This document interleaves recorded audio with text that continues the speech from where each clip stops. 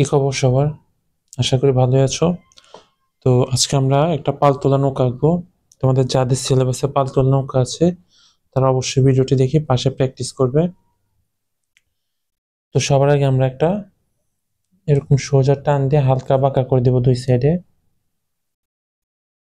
এরপরে এটা থেকে আমরা হালকা নিচে নামিয়ে দুইটার সাথে মিলিয়ে দেবো দুই পাশে। এরপর আমরা নিচের দিকে আরেকটা আনবো, এখানেও নিচে আরেকটা আনবো। আমরা এরপর নিচেটা মিলাবো না, এখানে আমরা পানির ঢেউ দিয়ে দেবো এরকম করে। এরপর আমরা এই সাইড আর এই সাইড দুই সাইড আমরা সমান দুটা দাগ দিয়ে নেবো, এখানে একটা এখানে একটা, যাতে আমাদের মোটামুটি দুইটা পাশ সমান দেখা যায়। এবার আমরা এখান থেকে ঘুরিয়ে এটার সাথে মিলিয়ে দেব, এরপরে এরকম দেব। এরপর আমাদের ভিতরে যে দাগটা আছে আমি সেটা পরিষ্কার করে নেবো রাবার দিয়ে। এবার আমরা এখানে এখানে এরকম দুটো করে দাগ দিয়ে নেব ভিতরে। এরপর আমরা এখানে সোজা ডাবল করে একটা বাসার মতো শেপ দিয়ে নেব। এবার এই মাথাটাতে আমরা একটু বাঁকা করে একটা টান দেব।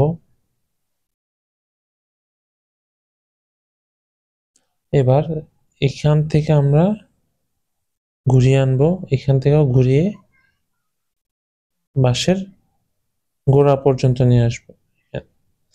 এক্সট্রা যে দাগটা রয়েছে সেটা পরিষ্কার করে নিলাম। এবার এখান থেকে আমরা আরেকটা ঘুরিয়ে এই দাগের সাথে মিলিয়ে দিলাম।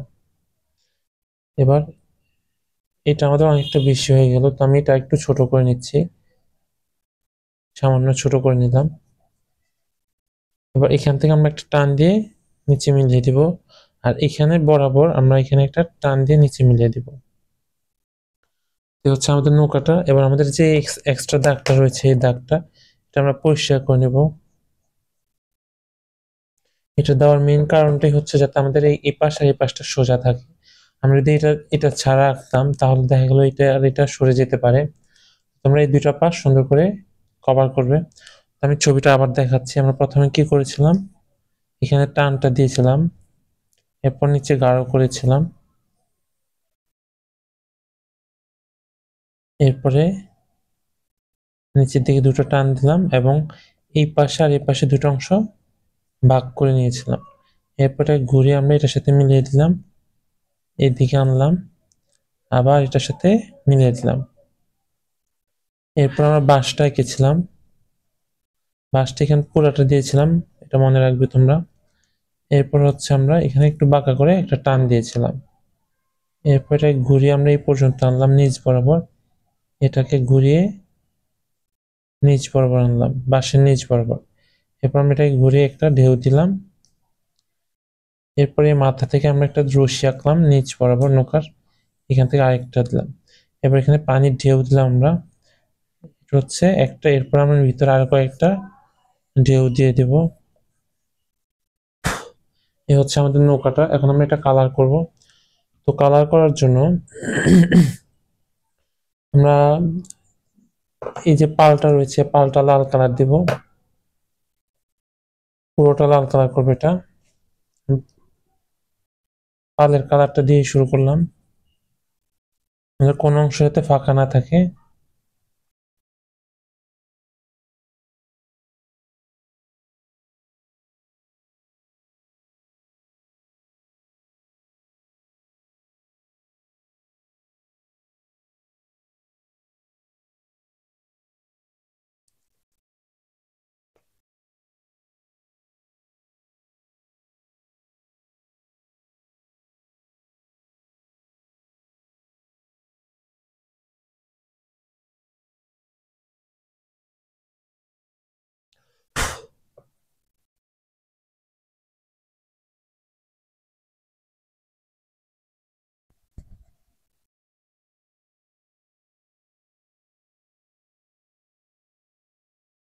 কোন অংশ যাতে ফাঁকা না থাকে। আমার এখানে কিছু কিছু জায়গায় ফাঁকা রয়ে যাচ্ছে, তো সেটা আমরা আবার কমলা কালার দিয়ে রেখে দেব।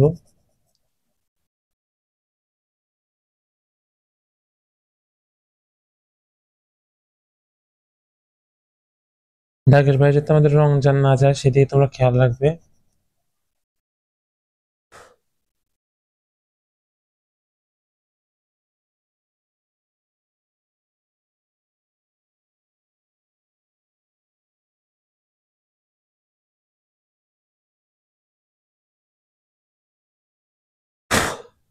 এবার আমি কমলা কালারটা নিব।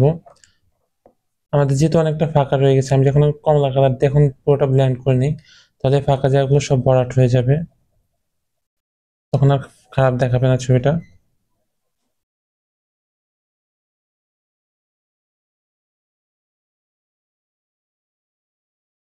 এবং লালের উপর যখন আমরা কমলা কালারটা দেবো, লাল কালারটা আরো উজ্জ্বল দেখা যাবে এখানে।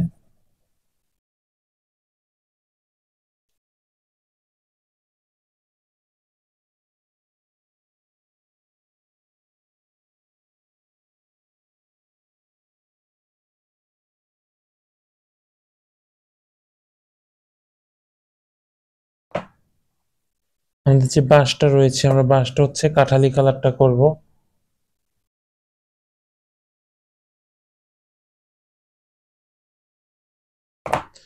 আমাদের নৌকার এই পাশটা আমরা তিনটা কালার দিয়ে করব, একটা হচ্ছে খয়েরি, একটা কমলা, একটা হলুদ, এই তিনটা কালার। তো আমরা খয়েরি কালারটা প্রথমে নিচে গাঢ় করে দেব, গাঢ় খয়েরি যে কালারটা ওটা। এরপরে টান টান দিয়ে ছেড়ে দেব এখানে, নিচ থেকে উপর দিকে আমি টান টান দিয়ে ছেড়ে দিচ্ছি।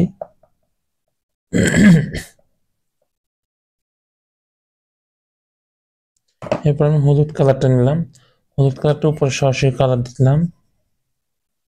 এরপর নিচে দিকে টান টান দিয়ে আমি ছেড়ে দিচ্ছি।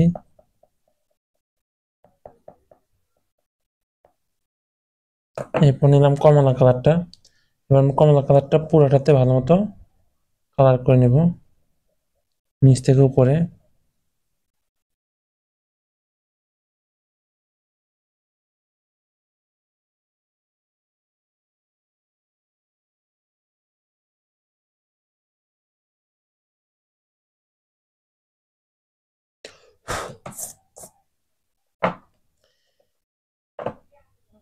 আমরা এখানে কয়েকটা দাগ দিয়ে দেবো, দাগটা দিতে মনে ছিল না আমার, তো আমি এখন দিয়ে দিলাম। এরপর আমাদের ব্রাউন যে কালারটা আছে, ডার্ক ব্রাউন, সেটা দিয়ে আমরা এই দাগগুলো গাঢ় করে দেবো।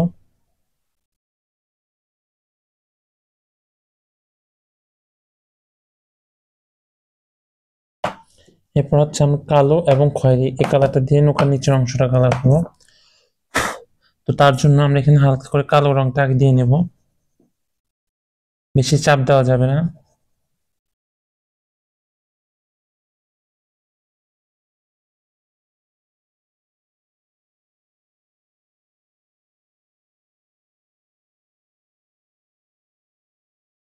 এবার আমরা খয়েরি রংটা নিয়ে খুব চাপ দিয়ে কালারটা করব নিচের অংশ।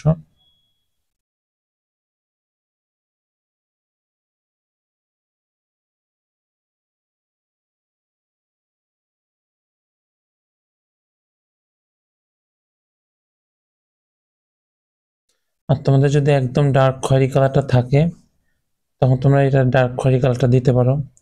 বিশেষ করে পেন্সিল রং যারা ব্যবহার করবে, তাদের কাছে ওই রংটা থাকতে পারে, তোমরা সেটি সরাসরি দিয়ে দিতে পারো এখানে।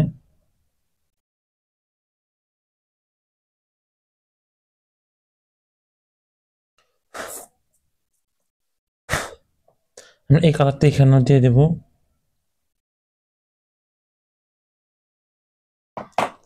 এবার আমরা আবার কাঠালি কালারটা নিলাম, নৌকার দুই সাইডে কাঠালি কালারটা দিব।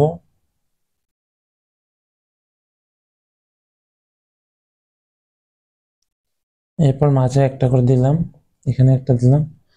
কালো রংটা নিয়ে মাঝখানে একটা কালো করব, এখানে একটা কালো দিলাম, এখানে একটা কালো করলাম। এবার পানির ক্ষেত্রে আমরা পুরো পানিটাই আগে আকাশি কালারটা দিয়ে নেব।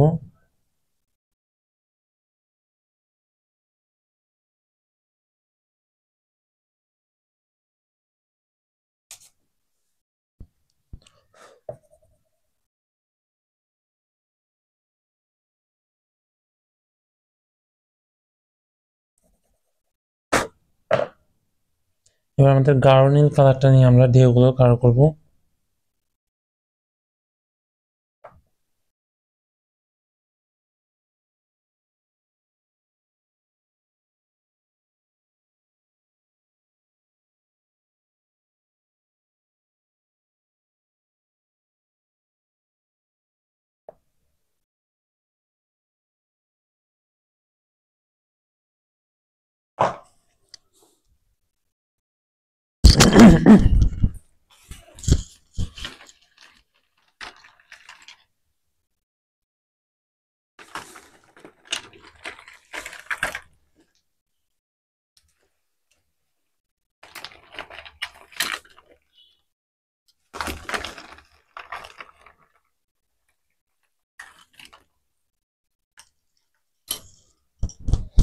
এখন আমরা ছবিটার বর্ডার দিয়ে দেব। আমি বর্ডার দেওয়ার জন্য একটা গাঢ় পেন্সিল ব্যবহার করছি এখানে, 15B পেন্সিল। তোমরা চাইলে কালো রং দিয়ে করতে পারো, আর যদি কালো রং না থাকে, ভালো না থাকে, তাহলে তোমরা চাইলে 15B পেন্সিলটা ব্যবহার করতে পারো।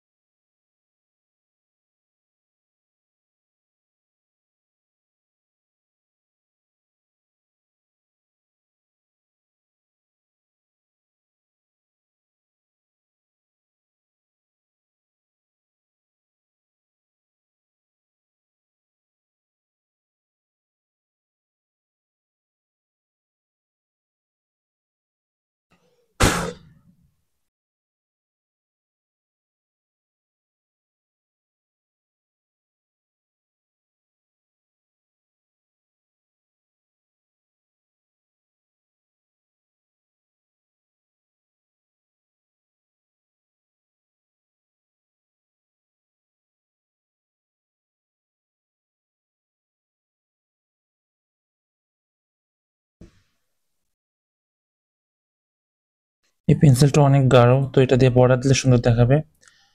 তোমাদের যদি কারো পেন্সিলটা লাগে আমাকে জানাতে পারো।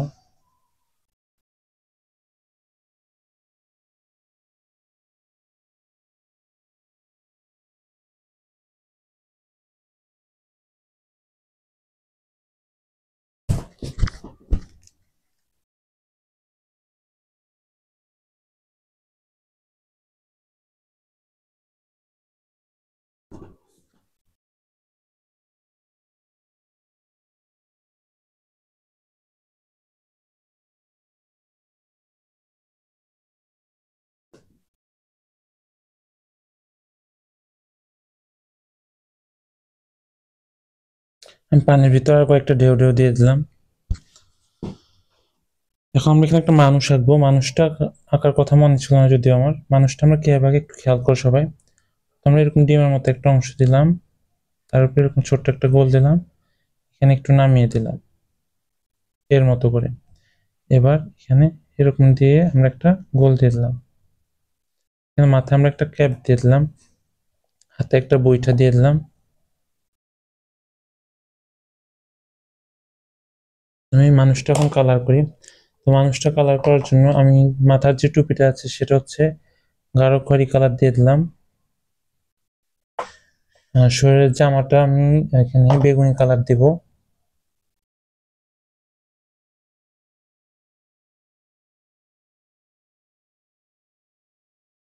আর লুঙ্গিটা হচ্ছে গাঢ় নীল কালার দিব এখানে।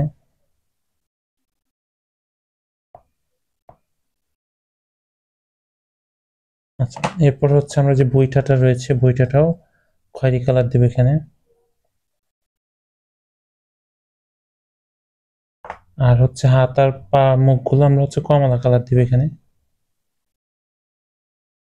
মানুষ কালার যেহেতু আমার কাছে নাই, কমলার সাথে সামান্য হলুদ কালার দিয়ে আমি এখানে কালারটা দিয়ে নিচ্ছি। এখানে আমাদের অনেকটা অংশ ফাঁকা হয়ে গেল, তো আমি এখানে একটু পানিটা বাড়িয়ে দিচ্ছি।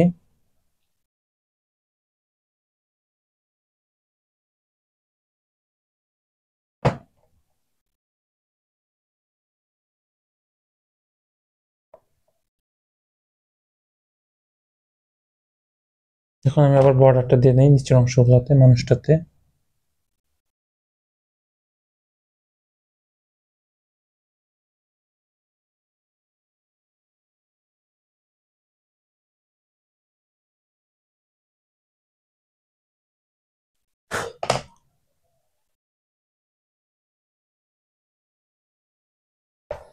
রংটা একটু পরিষ্কার করে নিচ্ছি।